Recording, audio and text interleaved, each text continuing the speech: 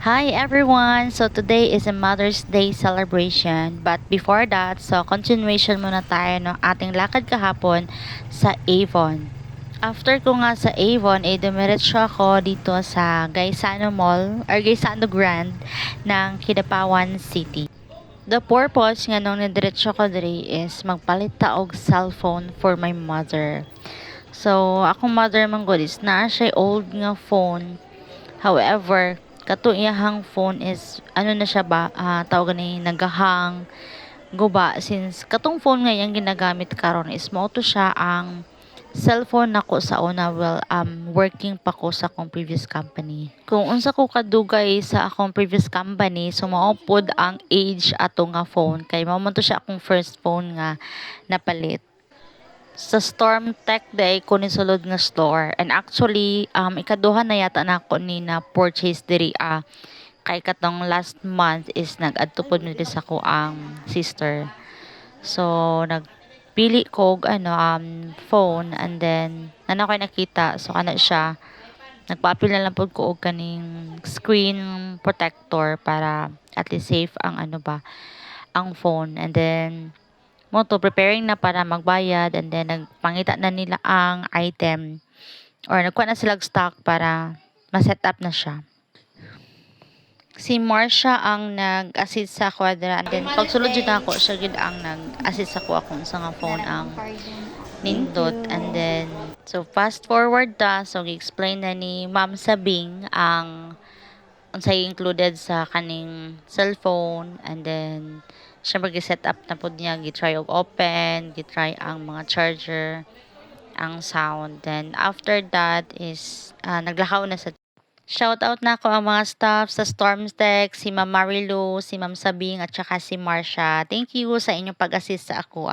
Actually, nagsabot jud mi sa akong mother na magkita mi sa Gaisano. Kaya lang, dugay kayo siya nakasakay kaya syempre sa among bukid dugay gud ang sakyanan. So nakita na lang mi diri sa may downtown or diri sa may kadanan kay mga on me. So nanaka mi diri sa may RBJ Chicken House and Grill, and then only buffet na pod siya for 199 pesos. Dapat ni siya sa may lumbayan guys, kanang unahan, tapos na chicken sa baba or chicken. Basta kung taga Gidapawon ka, kagets na kas chicken. sa sa imong 199, sulit na kaayo siya guys, kay pertin daghana sa sudan. And then plus naapas lang mga desserts, and then mga drinks. So tara iturta mo sa ilahang pagkaon. Hapit na mahurot ang uban, pero i-refill pa man po siguro na nila kay syempre kana nga oras is 11 AM pa lang, so pagka 12 ana mas dagan pa gyud ang moabot para mangaon.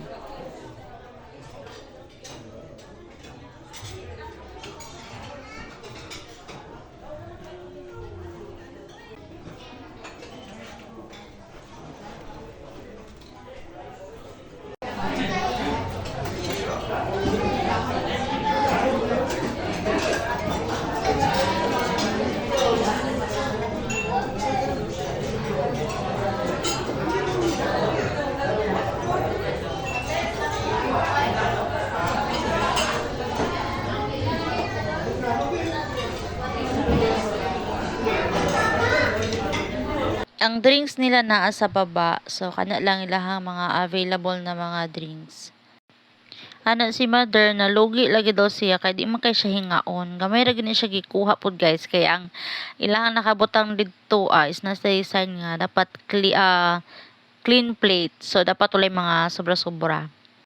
Nagkuha ko halon sa mga sudan nila, so wala na lang na record diri akay. I thought recording pero wala di ay siya na record, so na prank ko ato. Gamay ra gyud akong gibutang nga rice dira guys, siguro mga duha ka kutsara lang kay mas prefer nako daghan ang sudan. Kaysa balay perminti mi rice, so diri para ana pod. Sudan na pod ato banatan diri oy. Lami actually ang ilahang food diri if pangutanon ko unsa akong suggestion or unsa akong ma-comment sa RBJ. So, para sa ko, mas gwapo ni siya if kanang dako ilang space and then open siya. Kay sa tanan mo na ko murag gamay ra siya ba na murag ang mga tao is kanang wadto gyud mukaon gyud dito kay katong kana nga time is kanang daghan mi og kanang kasabayan jud pod nga nagkaon. It's around 11 a.m. pa na siya. So mas gwapo siguro kung ma-extend sila or mangitas lag place nga kanang dako and then open sad siya. Pero syempre wala man sila nga suggestion. So nibaba na pod mi after na mugkaon. Nanghapit mi kadali sa KMCC para mag-grocery para and then nanguli na sad pagkahuman. So kayo mi ninyo mag tuyok-tuyok sa sa KMCC guys. Pero before mi ning uli, syempre gihatag sa nako tong ako ang phone nga gipalit. So wala siya kabalo nga kato kong dala-dala di ay is phone to siya. So tara, to na ihatag ang cellphone. Ma, Happy Mother's Day. Init kayo. Unsa na ay? Ala, cellphone. So ako kayo ang smile ni mother kaya na siya bagong phone. Bale, sa balay na naman siya i-set up kay mag-grocery sa mi. Na namin sulod sa KMCC, so nagtuyok-tuyok lang mi dira and then mag-fast forward lang ta kay after na is nangadto na sa mig palengke. Tara, kuyugi mi ninyo sa palengke. Anya man na pag-isda dito. So naara na daghan nag-isda dire, pero kabalo mo guys, di jud ko kabalo mo pili og isda. As in, naliguwang na lang ko pero di ko balong pili kung unsa inindot sa isda. So kana siya kato nagkaangkog Adidas ng Adobo me. So na siya nga time nga nagpalit ko og kanang Adidas sa pag uli sa balay sa mo ang adobo. Kaya na-miss na po na ako na siya kaunon. Kakaon ba mo mga ingon ana? Pa-comment dobi kung kakaon. Hani nakasakay na mig tricycle kay pauli na mi sa mo ang balay. So, ang dali mig uli no kay excited na si mother sa ihang cellphone. Tara, ulit na ta. Naa jud mi terminal sa tricycle pero mas gipili na mo magpakyaw na lang og tricycle pa uli kaya para mas dali kay if dito amin sa terminal walaton pa siya mapuno. So, gusto naman kay namo mo uli kay kanang init na pud ba then gusto na pud mi mag-rest. Mag-unboxing tag-usab sa cellphone. I am not posting this guys ha para sa kanang maghinambog or sa sayong tanaw but this is just kanang gusto lang nako i-share sa inyo ha kung unsa ako ang mahatag sa ako ang mother. Dili man ako mahatag ang mga dinagkong butang or kanang kwarta nga dinaghan.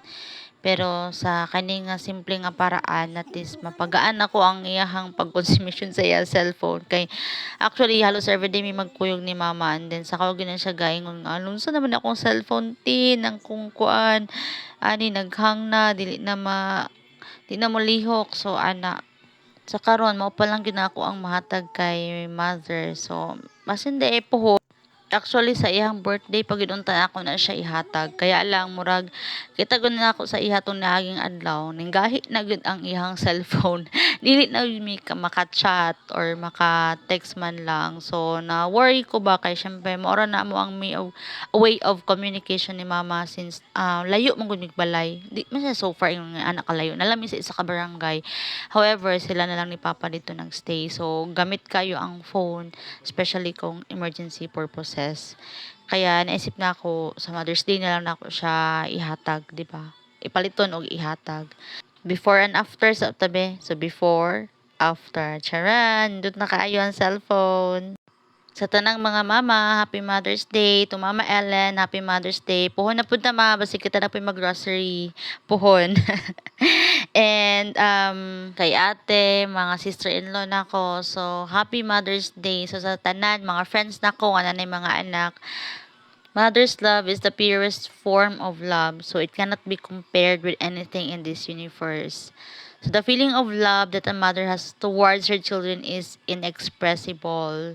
So, walay mama nga gusto nga mapahamak ang ilahang mga anak. So, kamo mga anak o kitang mga anak, kinahanglan gyud nga mag-obey, maminaw ta sa ato ang mama or sa ato ang parents.